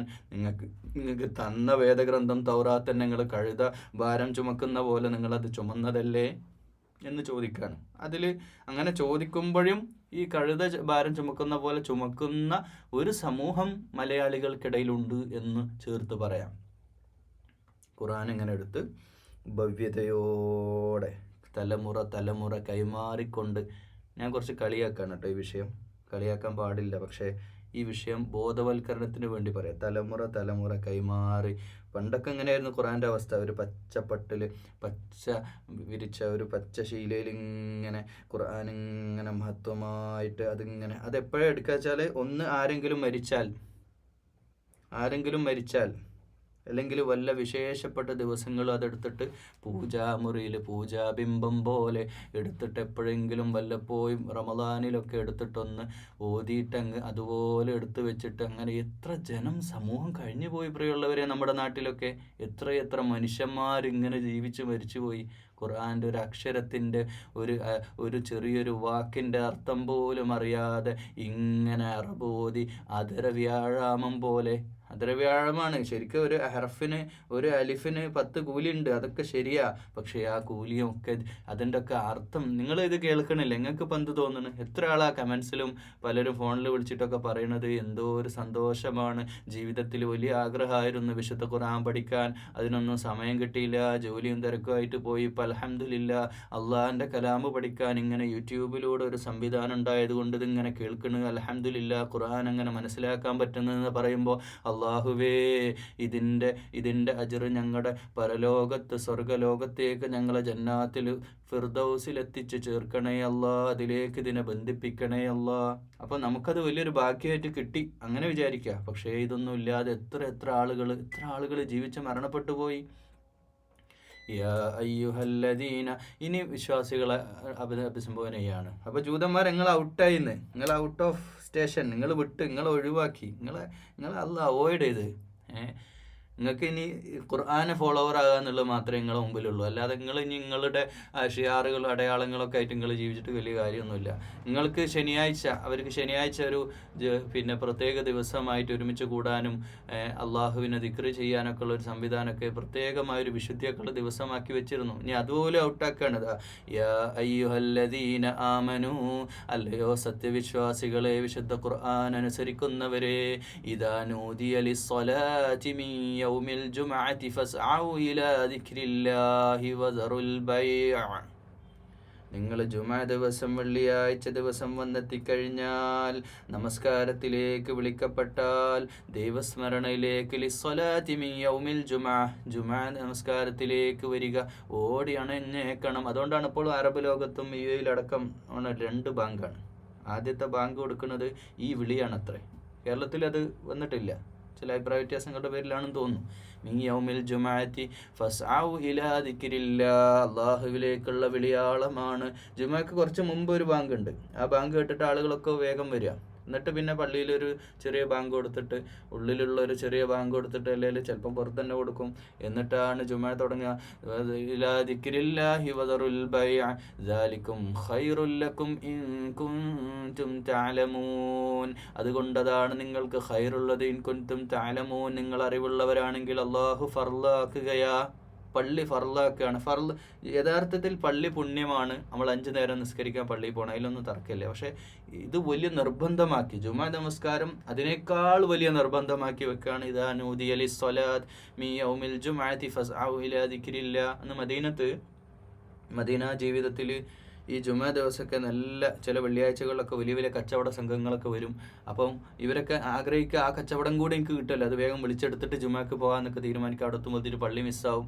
അങ്ങനെയൊക്കെയുള്ള അവസ്ഥ ഉണ്ടാകും. അതുകൊണ്ട് വെള്ളിയാഴ്ച നിങ്ങൾ ഒരുങ്ങണം. വെള്ളിയാഴ്ച ശരിക്കും നമ്മൾ മാനസികമായിട്ട് ശാരീരികമായിട്ട് നമ്മൾ സാധാരണ കുളി പോലും പോരാന്നാ, നമ്മൾ അതിനു വേണ്ടി ഒന്ന് ഒരുങ്ങണം. നഖമൊക്കെ വെട്ടി വൃത്തിയാക്കി, വ്യാഴാഴ്ചയാണ് ഒരു സുന്നത്തിൽ പറയുന്നത്, എന്നാലും വെള്ളിയാഴ്ചക്ക് മുമ്പ് അതൊക്കെ ചെയ്ത് നഖമൊക്കെ വെട്ടി, പിന്നെ അതുപോലെ ശരീരത്തിന് ആവശ്യമായ രീതിയിൽ നന്നായിട്ട് വൃത്തിയായിട്ട് കുളിച്ചൊരുങ്ങി നമ്മൾ പ്രത്യേകമായിട്ട് തയ്യാറെടുപ്പോടെ കൂടി പള്ളിയിലേക്ക് ഓടിപ്പോകണം. ഏതെങ്കിലും ബിസിനസ്സിൻ്റെ ഇടയിൽ തിരക്ക് പിടിച്ച് ഓടിപ്പോകണം എന്നല്ലേ, അതിനൊരു ഒരുക്കം നമുക്ക് ആവശ്യമാണ്. ജുമയ്ക്ക് പ്രത്യേകമായി ഒരുങ്ങണം. അള്ളാഹിൻ്റെ മസ്ജിദിലേക്ക് ലോക മുസ്ലിങ്ങൾ 2 ബില്യൺ ജനങ്ങൾ ഒരുമിച്ച് കഅബ ഷരീഫിലേക്ക് തിരിയുന്ന പുണ്യമായ സന്ദർഭമാ. കിടന്നുറങ്ങല്ലേ. അങ്ങനെയൊക്കെ ചെയ്തു പോയിട്ടുള്ളവരുണ്ടെങ്കിൽ ഇസ്തിഗ്ഫാർ ചെയ്യണം. ഏതെങ്കിലും വെള്ളിയാഴ്ച ജീവിതത്തിൽ അങ്ങനെയൊക്കെ ചെയ്ത് വിസ്മരിച്ചുകൊണ്ട് ഏതെങ്കിലും ദുർബലമായ അവസ്ഥയിൽ അങ്ങനെയൊക്കെ ചെയ്തവർ തൗബ ചെയ്യണം. ഒരിക്കലും ആ സന്ദർഭം നഷ്ടപ്പെടുത്തരുതേ. അള്ളാഹിൻ്റെ മുമ്പിലേക്ക് ഓടിയണയേണ്ട സന്ദർഭമാണ്. ഫഇദാ ഖുളിയത്തിസ് സ്വലാത്തു ഫൻതശിറൂ ഫിൽ അർള്. അങ്ങനെ നിസ്കാരം കഴിഞ്ഞാൽ പിന്നെ അവിടെ ബടായി പറഞ്ഞ് നിൽക്കണ്ട തന്നെയാ അല്ലേ. അവിടെ പിന്നെ നിസ്കാരം കഴിഞ്ഞിട്ട് പിന്നെ ഒരു ഏർപ്പാട് ഉണ്ടാക്കണ്ട. ഫൻതശിറൂ ഫിൽ അർളി വബ്തഗൂ മിൻ ഫദ്ലില്ലാഹ്. അള്ളാഹിൻ്റെ ഫദ്ല് തേടിയിട്ട് പോയിക്കോളൂ. ആ ഒരു ജുമാൻ്റെ സമയം ഇത്ര സമയം, അപ്പോൾ ഒരു ബാങ്ക് നിസ്കാരം, അതുപോലെ തന്നെ ഒരു ഖുത്ബ. ഈ ഗൾഫ് നാടുകളിലൊക്കെ അറബിയിലാകുമ്പോൾ വളരെ കുറച്ച് മതി. അറബിയിൽ ചിലയിടത്ത് ഇംഗ്ലീഷിലും ചിലയിടത്ത് ഉറുദുവിലും, ചില തമിഴ്നാട്ടിൽ തമിഴിലും, പല നാട്ടിലും പല ഭാഷയിലുണ്ട്. ഗൾഫിൽ തന്നെ പല ഭാഷകളിൽ പല രാജ്യക്കാർക്ക് ഉറുദുവിലുണ്ട്, ഒക്കെ ഉണ്ട്. പക്ഷേ ഏറ്റവും രസവും ഏറ്റവും ഭവ്യതയും ഏറ്റവും ശരി എന്ന് പറയാൻ കാരണം, ഗൾഫിൽ നമ്മൾ അറബ് സംസാരിക്കുന്ന, ഇപ്പോൾ നാട്ടിലെ തന്നെ അറബി കുറച്ച് കൂടുതൽ, അത് കുറച്ച് നീട്ടിപ്പരത്തിക്കൊണ്ട് അങ്ങനെ നീണ്ടു പോണത്. ഇപ്പോൾ ഒരു ഉദാഹരണമായിട്ട് പറയാം, നമ്മളിപ്പോൾ ഇവിടെ നമ്മുടെ പള്ളികളിൽ, ഒട്ടുമിക്ക പള്ളികളിലും കേരളത്തിലെ അറബ് ഖുതുബ പറയുന്ന പള്ളികളിലൊക്കെ നമുക്ക് ഒരു മലയാളി ശൈലിയുണ്ട്. ഉദാഹരണമായിട്ട് പറയാം, അൽഹംദുലില്ലാ. അപ്പോൾ ഇത് മലയാളി ശൈലിയാണ്. അപ്പോൾ ഗൾഫിൽ നമ്മൾ പോയിട്ട് അവിടുത്തെ ഖുതുബ അൽഹംദുലില്ലാ വസ്സലാത്തു വസ്സലാം, ഇങ്ങനെയാണ് അവർ സംസാരിക്കുക. അവരുടെ ഖുതുബ ഇതാണ്. അപ്പോൾ നമ്മെ ഇതെന്താ ഒരു പ്രാസമൊന്നും ഇല്ലല്ലോ, ഒരു സംഗീതാത്മകത ഒന്നും ഇല്ലല്ലോ നമ്മൾ വിചാരിക്കും. പക്ഷേ അതാണ് അതിൻ്റെ ശരി. മാത്രമല്ല അത് 10 മിനിറ്റ് നീളൂല. അത് അവിടുത്തെ ഭരണാധികാരികളുടെയും അവിടുത്തെ ആധികാരിക പണ്ഡിതന്മാരുടെയും കൽപ്പന പ്രകാരം എല്ലാ പള്ളികളും ഒരു ഖുതുബ ഉണ്ടാവുള്ളൂ, ഒറ്റ സംസാരം. അത് കൃത്യമായ ഖുർആൻ്റെ ആയത്തിൻ്റെ ഹദീസിൻ്റെ അടിസ്ഥാനത്തിൽ കൃത്യമായ ജനങ്ങൾക്ക് വേണ്ട ഈമാനികമായിട്ടുള്ള ഏറ്റവും പ്രധാനപ്പെട്ട വിഷയങ്ങൾ കൈകാര്യം ചെയ്തുകൊണ്ട് തസ്കിയത്തിൻ്റെ വിഷയം സംസാരിക്കുന്ന വേദിയ ഖുതുബ. അതങ്ങനെ ഹംദ്, സ്വലാത്ത്, അതുപോലെ തന്നെ ഇങ്ങനെയുള്ളൊരു ഓർമ്മപ്പെടുത്തൽ, ഒരു തസ്കിയത്തിൻ്റെ സംസാരം, എന്നിട്ട് ദുആൽ അവസാനിക്കുന്ന ഒരു ചെറിയ 10 മിനിറ്റ്, എന്നിട്ട് ഓതുന്ന സൂറത്ത് പോലും കേരളത്തിലാണ് ഈ ഒരു പിന്നെ നമ്മൾ പറയുക സൂറത്തുൽ ആല, സൂറത്തുൽ ഗാഷിയ, അത് വിട്ടിട്ട് കളിയില്ല. കേരളത്തിൽ അങ്ങനെ ഓതുന്ന കേൾക്കുക. എത്രയോ സമയം എടുത്തിട്ട് ചിലരൊക്കെ നീട്ടി രാഗത്തോടെ മണിച്ചിട്ട്, ഇവരൊക്കെ ഈ വെള്ളിയാഴ്ച എന്ന് പറഞ്ഞു കഴിഞ്ഞാൽ തന്നെ കേരളത്തിൽ പ്രത്യേകിച്ച് വർക്കിംഗ് ഡേ ആണ്. കേരളത്തിൽ ഇപ്പം ഷാർജയിലോ അല്ലെങ്കിൽ അല്ലെങ്കിൽ ഗൾഫിലെ പല നാടുകളിലും പല രാജ്യങ്ങളിലും ഈ വെള്ളിയാഴ്ച ഒഴിവു ദിവസമാണ്. പക്ഷെ ഇവിടെ അങ്ങനെയല്ല, ഇവിടെ വർക്കിംഗ് ഡേ ആണ്. അതൊക്കെ മാനിക്കണ്ടേ? ഈ ഖത്തീബുമാർക്കെങ്കിലും ബോധം വേണ്ടേ? തലയിൽ ഓളം വേണ്ടേ? അവരെ കളിയാക്കിയല്ല, അധിക്ഷേപിക്കല്ല. പക്ഷെ ഇത് ചെയ്യുന്നവരെ ഓളമില്ല എന്ന് തന്നെയല്ലേ പറയേണ്ടത്. എൻ്റെ ജീവിതത്തിലും ഉണ്ടായിട്ടുണ്ട് ഒരു അനുഭവം, അത് ചേർത്ത് പറയുക. ജുമാ സംസാരിക്കുമ്പോൾ ഒരിക്കലും ഒരു എക്സാം എഴുതുന്ന സന്ദർഭത്തിൽ എക്സാമിൻ്റെ സമയം തുടങ്ങാൻ ഇനി കുറച്ച് സമയമുള്ളൂ, ഒരു വെള്ളിയാഴ്ച ദിവസം. എന്നിട്ടൊരു പള്ളിയിൽ കയറി കുടുങ്ങി പടച്ചുറപ്പേ, എന്തോ ഇയാളെന്ത് നീട്ടിപ്പരത്തി പറയാണ്, ഇയാൾക്കൊന്ന് ഇറങ്ങിപ്പോയാലോ എന്ന് ആഗ്രഹിച്ചു. സമയം തെറ്റി, അവിടെ എന്തോ എക്സാമൊക്കെ തുടങ്ങിയിട്ടുണ്ട്, ശപിച്ചുകൊണ്ടാണ്. ഇങ്ങനെയുള്ള എത്ര ആളുകൾ ശപിക്കുന്നുണ്ടാവും, ഖത്തീബിനെ ശപിക്കുന്നുണ്ടാവും. ഇതൊന്നും മുമ്പിൽ ഇമാമിങ്ങൾക്ക് വരെ നിർദ്ദേശം ഉണ്ടാണ്. എന്താ ഇമാമിങ്ങളുടെ പള്ളിയിൽ നിസ്കാരത്തിന് നേതൃത്വം വഹിക്കുന്ന പള്ളിയിലെ ഇമാമിങ്ങൾ, അവർ നിസ്കാരം തന്നെ നീട്ടിക്കൊണ്ടുപോകരുതെന്നാണ്. നിസ്കാരം തന്നെ മഗ്‌രിബ് നിസ്കാരമാവട്ടെ, ഇശ ആവട്ടെ, സുബഹി, അതിനാണല്ലോ നമ്മൾ നീട്ടി ഓതുക. അത് നീട്ടി ഓതരുത്. മഗ്‌രിബിനൊക്കെ നബി സല്ലല്ലാഹു അലൈഹി വസല്ലമയുടെ സുന്നത്തെടുക്കുകയാണെങ്കിൽ ഏറ്റവും നല്ല സൂറത്തുന്നാസും ഫലക്കും അവിടെ തീർക്കുക, ചെറിയ സൂറത്തിൽ തീർക്കുക. എന്തിനാണ് ചില പള്ളിയിലൊക്കെ കയറിയ പടച്ച റബ്ബേ, നമ്മൾ തറാവീഹ് നിസ്കരിക്കാനാണോ കയറിയത് എന്ന് തോന്നിപ്പോവും. എന്തിനാ ഇത്രയൊക്കെ? യഥാർത്ഥത്തിൽ ഇൽമുള്ളവർക്കറിയാം, നിസ്കാരത്തിൻ്റെ വാജിബായിട്ടുള്ള ഫർളായിട്ടുള്ള കാര്യമല്ല സൂറത്ത് ഓതുക എന്നുള്ളത്. ഫാത്തിഹ ഓതിയാലും നിസ്കാരം അല്ലാഹ് ഖബൂൽ ചെയ്യും. എന്നാലാവട്ടെ ഏറ്റവും അഫ്ദൽ നമ്മൾ സൂറത്ത് ഓതണം എന്ന് തന്നെയാണ്. പക്ഷേ ഇതാണ് ഇതിൻ്റെ ഫിഖ്ഹിൻ്റെ വശങ്ങളൊക്കെ നമ്മൾ പഠിക്കുമ്പോഴാണ് ഈ വിവരക്കേടിന് കയ്യും കാലും വെച്ചാൽ എന്താ ചെയ്യുക? ആളുകൾക്ക് ഇതൊക്കെ വേണത്രേ. ഇത് ചില ആളുകളുടെ ശാഠ്യമായിരിക്കും. ചില പള്ളിയിലുള്ള കമ്മിറ്റിക്കാർ പറയും ഇശാക്ക് അത്ര പോരാ, കുറച്ച് അധികം ഓതണം. എന്നിട്ടോ പാവങ്ങളായ ആൾക്കാർ എല്ലാവരും ഈ സെറ്റിലായിട്ടുള്ള ആളുകൾ, ഇത് വേറെ വിഷയമാണ്, നമ്മളെ പറഞ്ഞു പോകുമ്പോൾ അങ്ങനെ പറഞ്ഞു പോവാണ്. ചില ആൾക്കാരൊക്കെ പള്ളിയിൽ ഈ തയക്കും പയക്കും വന്ന ആൾക്കാരുണ്ടാവുമല്ലോ, ജീവിതമൊക്കെ ഏകദേശം കഴിഞ്ഞ് അവസാന കാലത്തിയ ആൾക്കാരുണ്ടാവും. അവസാന കാലത്തിയ എന്ന് പറഞ്ഞാൽ അവർക്ക് പ്രത്യേകിച്ച് പണിയൊന്നുമില്ല, പെൻഷനൊക്കെ ആയി, ഇനിയിപ്പം അതൊക്കെ നോക്കി നടന്നത്, വേറെ പണികളൊന്നുമില്ല, പള്ളിയിൽ ഇങ്ങനെ ഇരിക്കുക, ഓതുക, അതൊക്കെ തന്നെയാണ്. അപ്പോൾ ഇവരെ സംബന്ധിച്ചിടത്തോളം ഇത് എത്ര ആയാലും കുഴപ്പമില്ല. ഇനി 1 മണിക്കൂർ നീണ്ടാലും തറാവീഹ് പോലെ ഇശാ നിസ്കരിച്ചാലും ഒന്നും കുഴപ്പമില്ല, സുബഹിക്കൊക്കെ എത്ര ആയാലും കുഴപ്പമില്ല. ബാക്കിയുള്ളവർ അങ്ങനെയല്ലല്ലോ. അവരൊക്കെ ഇതിപ്പം ഞാൻ UAE നിൽക്കുന്ന സന്ദർഭത്തിൽ അവിടെ അത് വലിയൊരു ചർച്ചാ വിഷയമായി. ഒരു മിസ്രിയായിട്ടുള്ളൊരു കാര്യം വന്നു, വലിയ കാര്യമാണ്, കേൾക്കാൻ നല്ല മനോഹരമാണ്, പക്ഷേ നല്ല രസമാണ്, എല്ലാം കേൾക്കുക, എല്ലാവരും ഭയങ്കര ഫോളോവേഴ്സൊക്കെ ഉള്ള കാര്യമാണ്. പക്ഷേ പ്രശ്നം, അദ്ദേഹം നിസ്കാരം തുടങ്ങിയ പിന്നെ നിർത്തൂല. ഇശാ നിസ്കാരം ചില മഗ്‌രിബിനൊക്കെ അടുത്ത് തുടങ്ങിയാൽ പിന്നെ അദ്ദേഹം വൈകാരികമായിട്ട് ഓതി ഇങ്ങനെ പോകും. ഇവിടെ ആൾക്കാർ എന്ന് പറഞ്ഞാൽ ഗൾഫിലൊക്കെ എന്ന് പറഞ്ഞാൽ നമുക്കറിയില്ലേ, ആൾക്കാർ മിനിറ്റുകൾക്കും സെക്കൻഡുകൾക്കും വേണ്ടിയിട്ട് എത്തിയില്ലെങ്കിൽ അവർക്ക് പണി പോവും. അവർ അത്രയും സ്ട്രിക്റ്റ് ആയിട്ടുള്ള ഓഫീസുകളിൽ വർക്ക് ചെയ്യുന്നവരാ. ഫയർഫോഴ്സിലും അതുപോലെ തന്നെ പോലീസിലും ആശുപത്രിയിലും ഒക്കെ വർക്ക് ചെയ്യുന്ന നഴ്സുമാരടക്കമുള്ള ആളുകൾ, ഡോക്ടേഴ്സ് ഉണ്ട്, പള്ളിയിൽ വരുന്നവർ. ഇവർക്കൊക്കെ വലിയ ബുദ്ധിമുട്ടായി. അവസാനം ഈ ഇമാമിനെതിരെ പരാതി പോയി. അങ്ങനെ ആ ഇമാമിനെ അവിടുന്ന് പിരിച്ചുവിടുന്ന സാഹചര്യം വരെ ഉണ്ടായി. എന്ന് വെച്ച് കഴിഞ്ഞാൽ ഇതൊക്കെ ഒരിക്കലും ഇനി നമ്മൾ മടക്കുക അങ്ങോട്ട് 6-ാം നൂറ്റാണ്ടിലേക്ക് മടക്കുക. മുഹമ്മദ് റസൂലുള്ളാഹി സ്വല്ലല്ലാഹു അലൈഹി വസല്ലമയുടെ ചെവിയിലും എത്തി ഒരു സഹാബി, ഞാൻ ആ സഹാബിയുടെ പേര് തന്നെ പറയുന്നില്ല, അങ്ങനെയുള്ള മോശമായതുകൊണ്ട്, ആ സഹാബിയുടെ അടുക്കൽ ഒരു പരാതിയുമായിട്ട് വേറൊരു സഹാബി നബി സല്ലല്ലാഹു അലൈഹി വസല്ലമയുടെ അടുക്കലെത്തി പറഞ്ഞു, ഇന്ന സഹാബി നിസ്കാരത്തിൽ നീട്ടി ഓതുന്നുണ്ട്, ഞങ്ങൾക്ക് വലിയ പ്രയാസമുണ്ട്, യാ റസൂലല്ലാഹ് എന്ത് ചെയ്യണം എന്ന് പറഞ്ഞപ്പോൾ മുഖമിങ്ങനെ ചുമന്നിട്ട്, എന്താണ് നീ ദീനിനെ, അള്ളാഹിൻ്റെ ദീനിനെ വെച്ച് കളിക്കുകയാണോ എന്നാ ചോദിച്ചത്. അള്ളാഹിൻ്റെ ദീനിനെ വെച്ച് കളിക്കുകയാണോ എന്ന്. വല്ലാത്ത ഗൗരവത്തിലാ വിഷയം. ഇത് പല ഇമാമിങ്ങൾക്കും അറിയില്ല. ഇതൊക്കെ ഇങ്ങനെ നീട്ടി, അത് ഖുതുബ പറയുന്നതായാലും പിന്നെ അതുപോലെ വയല് പിന്നെ വേറൊരു വേർഷനാണ്. ഇപ്പം എൻ്റെ ക്ലാസ് ഇതിപ്പോൾ നിങ്ങൾ സമയമുള്ളവർ കേൾക്കുകയല്ലേ, നിങ്ങൾ സമയമുള്ളവർ കേട്ടാൽ മതിയല്ലോ.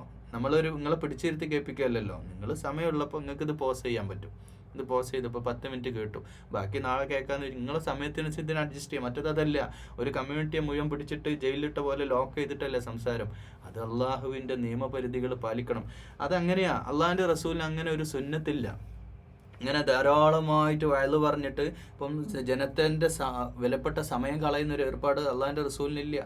അതിപ്പോൾ ഹജ്ജത്തുൽ വിദാഇൻ്റെ സംസാരം എടുത്ത് നോക്കുക, ആകെ 10 മിനിറ്റ് ഉണ്ടാവും, അതിലും കുറവേ ഉണ്ടാവുള്ളൂ. അറബിയിൽ സംസാരിക്കുക, അതിലും കുറവേ ഉള്ളൂ. അത്രേ സംസാരമുള്ളൂ.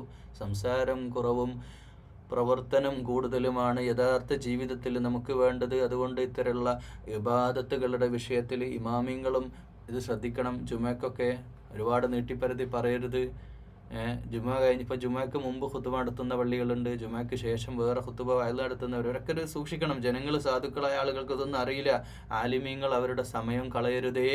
അവർക്ക് വേണ്ട ഉപദേശമൊക്കെ കൊടുക്കണം, അതൊക്കെ ശരിയാ. പക്ഷെ അതൊക്കെ നീട്ടിപ്പരത്തിയിട്ട് സമയം കളയും. പിന്നെ അതിന് വയൽ പരിപാടിയാണ്, ഓക്കെ, അതിനു വേണ്ടി തയ്യാറായിട്ട് വരുന്നവരല്ലേ.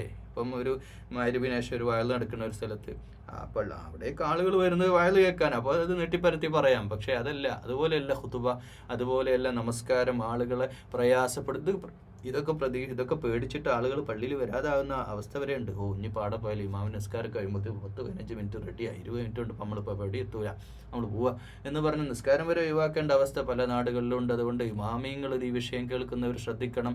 ശ്രദ്ധയിൽ പെടുത്താൻ പറ്റുന്ന കമ്മിറ്റിക്കാരും അവരുടെ ഇമാമിങ്ങളോട് ഈ കാര്യം പറയണം. ഇങ്ങനെ നീട്ടിപ്പരത്തി പാടാനൊന്നും പാട്ട് പാടാനൊന്നും. തജ്വീദ് എന്ന് പറഞ്ഞാൽ തിലാവ എന്ന് പറഞ്ഞാൽ പാട്ട് പാടലല്ല, അതും കൂടി ചേർത്ത് പറയാം. അത് തിലാവത്ത് എന്ന് പറഞ്ഞാൽ തജ്വീദോടെ, അതിൻ്റെ നിയമ ഉച്ചാരണ ഭംഗിയോടെ ഓതുക എന്നാണ്. അതിങ്ങനെ നീട്ടിപ്പരത്തി തർത്തിയിലായിട്ട് നിർത്തി സാവകാശം ഓതുക. അതിലപ്പുറത്തേക്ക് ഇങ്ങനെ നീട്ടി പാട്ട് പാടാനൊന്നും ഇസ്ലാമിൽ അള്ളാഹിൻ്റെ നിർദ്ദേശമൊന്നുമില്ല. അതൊക്കെ പിൻകാലത്ത് വരുന്നതാണ്. അതുകൊണ്ട് ഫൈദാ ഖുദിയത്തിസ് സ്വലാത്തു ഫൻതശിറൂ ഫിൽ അർള് വബ്തഗൂ മിൻ ഫദ്ലില്ലാഹി വദ്കുറുല്ലാഹ കസീറൻ ലഅല്ലകും തുഫ്ലിഹൂൻ. അപ്പോൾ അള്ളാഹുവിൻ്റെ വിശുദ്ധ മസ്ജിദുകളിൽ നിന്ന് ജുമാ കഴിഞ്ഞാൽ ഫൻതശിറൂ ഫിൽ അർള്, നിങ്ങൾ നിങ്ങളുടെ പണി നോക്കി പോയിക്കോളൂ, നിങ്ങളുടെ ബിസിനസ്സിലേക്ക്, നിങ്ങളുടെ ജോലി തിരക്കിലേക്ക്. വബ്തഗൂ മിൻ ഫദ്ലില്ലാഹ്, അള്ളാഹുവിൻ്റെ ഫദ്ല് തേടി പോയിക്കോളൂ. അതോടൊപ്പം വദ്കുറുല്ലാഹ്, അള്ളാഹനെ വിസ്മരിക്കരുതേ. കസീറൻ ലഅല്ലകും, ധാരാളമായിട്ട് അള്ളാഹനെ ഓർക്കണം. നിങ്ങളുടെ ജോലിയുടെ ഇടയിൽ നിങ്ങൾ തെറ്റായ വഴികളിലൂടെ സഞ്ചരിക്കരുതേ. കസീറൻ ലഅല്ലകും തുഫ്ലിഹൂൻ, അങ്ങനെയാണെങ്കിൽ നിങ്ങൾ വിജയം വരിക്കും. വഇദാ റഔ തിജാറതൻ ഔ ലഹ്വൻ ഫദ്ദൂ ഇലൈഹാ വതറകൂക ഖായിമാ.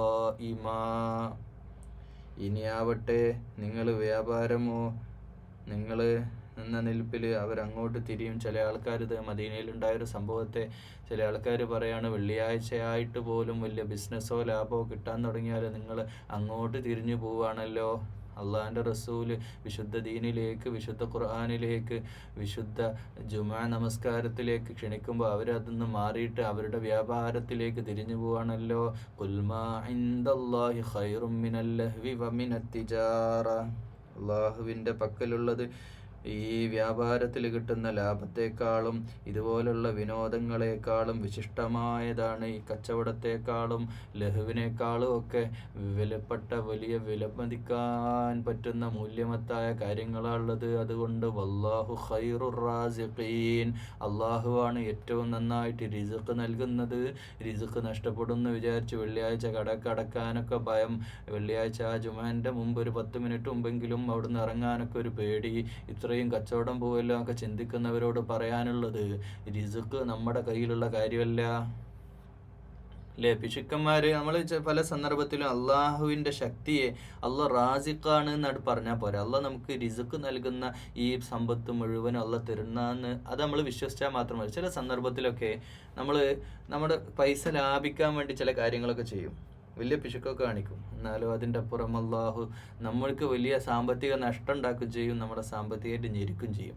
എന്നാൽ ചില വിഷയത്തിലൊക്കെ നമ്മൾ വേണ്ടാന്നട് വെച്ച പല വിഷയങ്ങളെ അപ്പോൾ വലിയ നഷ്ടമായിട്ട് നമുക്ക് പോകുന്നത്, ആ പൈസ പോയല്ലോ, നമുക്ക് നഷ്ടമായല്ലോ എന്നൊക്കെ നമുക്ക് തോന്നും. ഇപ്പോൾ സ്വതക്ക ചെയ്യുന്ന ഒരാളുടെ മാനസികാവസ്ഥ അതല്ലേ. പൈസ കൊടുത്തു, ഒരു 10,000 രൂപ സ്വതക്ക കൊടുത്തു, പക്ഷേ ആ 10,000 ഉണ്ടെങ്കിൽ കൊടുത്തിട്ട് പിന്നെ ചിന്തിക്കുക, ആ 10,000 ഉണ്ട്, ഇപ്പോൾ ഈ കാര്യങ്ങൾ ചെയ്യാനല്ലോ, അതാക്കായിരുന്നു. പിന്നെ ഇങ്ങനെ മനസ്സിൽ തോന്നുകയാണ്. അങ്ങനെ തോന്നാൻ പാടില്ല. അത് ശരിക്കും പൈശാചികമാണ് ആ ചിന്ത. കൊടുത്തു കഴിഞ്ഞ ശേഷം പിന്നെ തോന്നിയാൽ പിന്നെ പോയി എന്നാണ്, ആ പൈസ തന്നെ പോയി, നമുക്ക് ആ നഷ്ടം, രണ്ട് ദുനിയാവിലും പോയി പരലോകത്തും പോയി എന്നുള്ളതാണ്. അങ്ങനെ തോന്നാൻ പാടില്ല. പക്ഷേ മാനസികമായിട്ട് നമ്മൾ ചില ആളുകൾക്ക് അങ്ങനെ ഒരു തോന്നലുണ്ടാവും പൈസ കൊടുത്തു കഴിയുമ്പോൾ. പക്ഷേ അള്ളാഹു നമ്മൾ അറിയാത്ത വഴികളിലൂടെ ആ ഒരു വർഷം തന്നെ, ചിലപ്പോൾ 1-2 വർഷത്തിൻ്റെ ഉള്ളിലൊക്കെ വല്ലാതെ നമ്മുടെ ജീവിതത്തിലേക്ക് വല്ലാത്ത ഒരുപാട് അനുഗ്രഹങ്ങൾ, ഒരുപാട് സാമ്പത്തികമായ പ്രവാഹം തന്നെ നമുക്കുണ്ടാവും. ഒരുപാട് പൈസ ഉണ്ടാവും, നിഅമത്ത് അല്ലാഹ് തരും. അതുകൊണ്ട് ആ കാര്യത്തിൽ യാതൊരു ഭയം വേണ്ട. വെള്ളിയാഴ്ചയുടെ വിഷയത്തിൽ നമ്മൾ വളരെ ആത്മാർത്ഥമായിട്ട് പള്ളിയിലേക്ക് നേരത്തെ തന്നെ ഒരുങ്ങിച്ചെല്ലുക. ജുമാ നമസ്കാരം നമുക്ക് നിർബന്ധമാക്കിയതാ. അതുകൊണ്ട് ആ വിശുദ്ധിയിൽ തന്നെ ഉറങ്ങാൻ വേണ്ടി പോകരുത്. ചില പള്ളിയിലൊക്കെ ആൾക്കാരിങ്ങനെ, അടുത്തുള്ള ആൾ ഒരിക്കലും, എൻ്റെ തൊട്ടടുത്തുള്ള ആളിങ്ങനെ കൂർക്കം വലിക്കുന്ന സൗണ്ട് വരെ വന്നു എന്നുള്ളതാണ്. എന്ന് വെച്ചാൽ പാവങ്ങളായിരിക്കും, ഒരുപാട് ജോലി തിരക്കൊക്കെ ആയിരിക്കും, അതിൻ്റെ അടുക്ക് ഓടിക്കതച്ച് വന്നവരാ. ഈ ഗൾഫിലൊക്കെ ഉള്ള നല്ല എയർ കണ്ടീഷൻഡ് പള്ളി കൂടി ആകുമ്പോൾ പിന്നെ അവരിങ്ങനെ സുഖമായിട്ട് ഉറങ്ങുന്ന ഒരു സമയം, പറയുന്നത് എന്തായാലും തിരിയണമില്ല. അങ്ങനെയുള്ളൊരവസ്ഥയൊക്കെ ഉണ്ട്. അള്ളാഹു അതൊക്കെ മാറ്റി കുറച്ചൊക്കെ തിരിയുന്ന അവസ്ഥയിൽ എത്തണം എന്നുള്ളതാണ്. അള്ളാഹുമ്മ പടച്ച റബ്ബിനോട് ദുആ ചെയ്യുക, അല്ലാഹുവേ റബ്ബി സിദ്നി ഇൽമൻ നാഫിഅ വ അമലൻ മുതഖബ്ബല വ റിസ്ഖൻ ഹലാലൻ. അപ്പോൾ ഇൽമുൻ നാഫിഅ ആയിട്ടുള്ള ഇൽമ് ഉണ്ടാവാൻ വേണ്ടി നമ്മൾ പ്രാർത്ഥിച്ചുകൊണ്ടിരിക്കണം. അല്ലാഹുവേ ഞങ്ങൾക്ക് ഇൽമ് വർദ്ധിപ്പിച്ച് തരണേ അല്ലാഹുവേ ജൂത സമൂഹം കഴുതപ്പുറത്ത് ഭാരം ഗ്രന്ഥം വഹിച്ച പോലെ അതുപോലെ ഞങ്ങളെ ആക്കല്ലേ അല്ലാ. ഈ ഖുർആനെ അത് വേണ്ട പോലെ മനസ്സിലാക്കാനും ജീവിതത്തിൽ പകർത്താനും തൗഫീഖ് ചെയ്യണേ അല്ലാഹുവേ ഞങ്ങളുടെ ജീവിതത്തിൽ ഞങ്ങളുടെ ഹൃദയത്തിലേക്ക് വിശുദ്ധ ഖുർആനെ ഇറക്കണേ അല്ലാഹുവേ ഞങ്ങളുടെ മനസ്സുകളിലേക്ക് വിശ്വാസത്തിൻ്റെ ദീപം തെളിയിക്കണേ അല്ലാഹുവേ ഞങ്ങളുടെ കൽബകങ്ങളിൽ ഖുർആന്റെ പ്രകാശം കൊണ്ട് നിറക്കണേ അല്ലാഹുവേ ഞങ്ങളുടെ ജീവിതത്തിൽ അത് ഉൾക്കൊണ്ടുകൊണ്ട് ജീവിതത്തിൽ ഖുർആനായി ജീവിക്കാൻ, ഖുർആനെ മനസ്സിലാക്കിക്കൊണ്ട് തദബ്ബുർ ചെയ്തുകൊണ്ട് ജീവിക്കാൻ തൗഫീഖ് ചെയ്യണേ ജീവിതത്തിൽ എപ്പോഴെങ്കിലും ജുമുഅ നഷ്ടപ്പെട്ടിട്ടുണ്ടെങ്കിൽ അല്ലാഹുവേ പുറത്തു തരണേ കൊച്ചു ജീവിതകാലമാ, ഏതാനും ജുമുഅ നമസ്കാരങ്ങളേ ഉള്ളൂ അല്ലാഹുവേ. എല്ലാ ജുമുഅക്കും പള്ളിയിൽ ചെല്ലാനും നിസ്കരിക്കാനും അത് കബൂൽ ചെയ്യപ്പെടുന്ന രീതിയിൽ തഖ്വയോടെ ഖുശൂഅോടെ നിസ്കരിക്കാനും തൗഫീഖ് ചെയ്യണേ അല്ലാഹുവേ. വിശുദ്ധ ഖുർആൻ അത് വീണ്ടും വീണ്ടും പറയാ അല്ലാഹുവേ. ഇത് മനസ്സിലാക്കാനുള്ള തൗഫീഖ് എല്ലാ മലയാളികൾക്കും പ്രത്യേകിച്ച് നൽകണേ വിശുദ്ധ ഖുർആൻ അറിയാതെ എത്രയോ തലമുറകൾ തന്നെ മനസ്സിലാക്കാതെ ഒരു വട്ടം പോലും അത് മലയാളത്തിൽ മനസ്സിലാക്കാതെ അങ്ങനെ ജീവിച്ച് മരണപ്പെട്ടു പോയവർ ഒരുപാടുണ്ടല്ലോ. അവർക്ക് പുറത്തു കൊടുക്കണേ അതിന്ന് മാറി ഇന്ന് വിശുദ്ധ ഖുർആൻ മനസ്സിലാക്കാൻ താല്പര്യത്തോടെ വന്ന് കേൾക്കുന്നവർ അല്ലാഹുവേ ഇത് സ്വാലിഹായ ഒരു അമലായി സ്വീകരിക്കണേ. അതിലപ്പുറം ഇതിൽ നിന്ന് ഞങ്ങൾക്ക് ജീവിതത്തിൽ മനസ്സിലാക്കി പ്രചോദനം ഉൾക്കൊണ്ടുകൊണ്ട് നിന്റെ മുമ്പിൽ സുജൂദിൽ ചെയ്യാൻ, ജീവിതത്തിൽ സൂക്ഷ്മത പാലിക്കാൻ അല്ലാഹുവേ തൗഫീഖ് ചെയ്യണേ ജൂത സമൂഹം പറഞ്ഞ പോലെ ഞങ്ങൾ പറയുന്നില്ല അല്ലാഹുവേ. ഞങ്ങൾക്ക് നിന്റെ ഔലിയാക്കളെന്ന് പറയുന്നില്ല, നിന്റെ സ്വർഗം ഞങ്ങൾക്ക് നീ വാഗ്ദാനം ചെയ്തു എന്നൊന്നും പറയുന്നില്ല അല്ലാഹുവേ. ഞങ്ങൾക്ക് നീ പുറത്തു തരണമേ നന്ദിയുള്ള ഒരു ആബിദാക്കി നല്ലൊരു അടിമയാക്കി ഞങ്ങളെ മാറ്റണേ അല്ലാഹുവേ. ജീവിതത്തിൽ മൂല്യമുള്ളവരാക്കണേ സത്യം പറയുന്നവരാക്കണേ വാക്ക് പാലിക്കുന്നവരാക്കണേ വിശ്വസ്തതയുള്ളവരാക്കണേ അല്ലാഹുവേ. മറ്റുള്ളവരെ ചതിക്കാൻ, മറ്റുള്ളവരെ ഏതെങ്കിലും രീതിയിൽ പ്രയാസപ്പെടുത്തുന്നവരിൽ ഞങ്ങളെ ആക്കല്ലേ ഞങ്ങളുടെ നാവിനെ സൂക്ഷിക്കുന്നവരാക്കണേ ഏഷണിയും ഗീബത്തുമായിട്ട് ഒരിക്കലും ഒരാളെയും പറ്റിയും സംസാരിക്കുന്ന അവസ്ഥ ഞങ്ങൾക്ക് വരുത്തല്ലേ അല്ലാഹുവേ. ഞങ്ങളുടെ കണ്ണിനെ സൂക്ഷിക്കാൻ പ്രത്യേകമായ തൗഫീഖ് ചെയ്യണേ ഇന്ന് കാഴ്ചയുടെ ലോകമാ, കാഴ്ച കണ്ട് മടുക്കാത്ത ലോകമാ. തെറ്റായ കാഴ്ചകളാ റബ്ബേ. മൊബൈൽ സ്ക്രീനിൽ, കമ്പ്യൂട്ടറിൽ, മാത്രമല്ല ടി വി എല്ലാം തുറന്നു കഴിഞ്ഞാൽ തെറ്റായ കാഴ്ചകളാ, തെറ്റായ വർത്തമാനങ്ങളാ അല്ലാഹുവേ. ഇതൊന്നും ഞങ്ങളെ കേൾപ്പിക്കല്ലേ, കാണിപ്പിക്കല്ലേ അല്ലാഹുവേ. ഞങ്ങളുടെ മനസ്സിനെ നിയന്ത്രിക്കാൻ, തെറ്റായ കാര്യത്തിൽ നിന്ന് മനസ്സിനെ നിയന്ത്രിക്കാൻ തൗഫീഖ് ചെയ്യണേ അല്ലാഹുവേ. ഞങ്ങളുടെ മനസ്സിൻ്റെ ഉള്ളിലെ വികാരങ്ങൾ, വിചാരങ്ങൾ അതൊക്കെ നന്നാക്കി തരണേ നല്ലത് ചിന്തിക്കാനുള്ള മനസ്സ് തരണേ മനസ്സിനെ നന്നാക്കി തരണേ അല്ലാഹുവേ. ഞങ്ങളുടെ അമലുകളെല്ലാം നിന്നിലേക്ക്, നിന്റെ നല്ല നീയത്തോടുകൂടി നിന്നിലേക്കുള്ള ഉദ്ദേശം മാത്രമാക്കി ഞങ്ങളുടെ അമലുകളെ നീ സ്വീകരിക്കണേ അല്ലാഹുവേ. നിന്റെ യഥാർത്ഥ ദാസന്മാരിൽ ഞങ്ങൾ ഉൾപ്പെടുത്തണേ അംബിയ മുർസലുകളുടെ, പുണ്യശുഹദാക്കളുടെ, പുണ്യപ്രവാചകന്മാരുടെ പരമ്പരയിൽ, ആ താബിഈങ്ങളുടെ പരമ്പരയിൽ അല്ലാഹുവേ ഞങ്ങളെയും ഉൾപ്പെടുത്തണേ അല്ലാഹുവേ. ഞങ്ങളുടെ വീട്ടിലുള്ള എല്ലാവരെയും ഹിദായത്തിലാക്കണേ ഈ ഖുർആന്റെ വെളിച്ചം അവരുടെ ഹൃദയങ്ങളിലേക്കും എത്തിക്കണേ അല്ലാഹുവേ. ഞങ്ങളുടെ നാടിനെ അനുഗ്രഹിക്കണേ ഞങ്ങളുടെ മാതാപിതാക്കളെ പ്രത്യേകം അനുഗ്രഹിക്കണേ അവരെ ജീവിതകാലം അവർ മരിക്കുന്നത് വരെ നല്ലപോലെ നോക്കാൻ അല്ലാഹുവേ, അവരെ പരിചരിക്കാൻ ഞങ്ങൾക്ക് തൗഫീഖ് ചെയ്യണേ ഞങ്ങളുടെ ഭാര്യയെ, ഞങ്ങളുടെ മക്കളെ, ഞങ്ങളുടെ അയൽവാസികളെ, ഞങ്ങളുടെ കുടുംബങ്ങളെ അല്ലാഹുവേ എല്ലാവരെയും ജന്നാത്തുൽ ഫിർദൗസിൽ ഒരുമിച്ച് ചേർക്കണേ ആരെങ്കിലും വല്ല രീതിയിലും വഴിവിട്ട് ജീവിക്കുന്നുണ്ടെങ്കിൽ അള്ളാഹു അവരൊക്കെ ഹിദായത്തിലാക്കി സിറാത്തുൽ മുസ്തഖീമിലേക്ക് അവരെയും എത്തിക്കണേ യാ അല്ലാ. അള്ളാഹുവേ, പറയുന്നതിലപ്പുറം പ്രസംഗിക്കുന്നതിലപ്പുറം ജീവിതത്തിൽ തഖ്വയോടെ സൂക്ഷ്മതയോടെ വിശുദ്ധിയുള്ള ജീവിതം നയിക്കാൻ ഞങ്ങൾക്കെല്ലാവർക്കും തൗഫീഖ് ചെയ്യണേ അല്ലാ.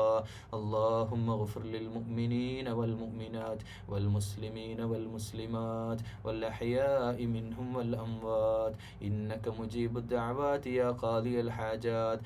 اللهم ربنا أجرنا من النار. اللهم ربنا لا تؤاخذنا إن نسينا أو أخطأنا ربنا ولا تحمل علينا إصرا كما حملته على الذين من قبلنا ربنا ولا تحملنا ما لا طاقة لنا به واعف عنا واغفر لنا وارحمنا أنت مولانا فانصرنا على القوم الكافرين. اللهم رب ارحمهما كما ربيانا صغيرا. اللهم رب زدنا علما نافعا وعملا متقبلا ورزقا حلالا طيبا. اللهم أعنا على ذكرك وشكرك وحسن عبادتك. اللهم ربنا آتنا في الدنيا حسنة وفي الآخرة حسنة وقنا عذاب النار. اللهم ربنا تقبل منا يا رب العالمين. وآخر دعوانا الحمد لله رب العالمين. السلام عليكم ورحمة الله.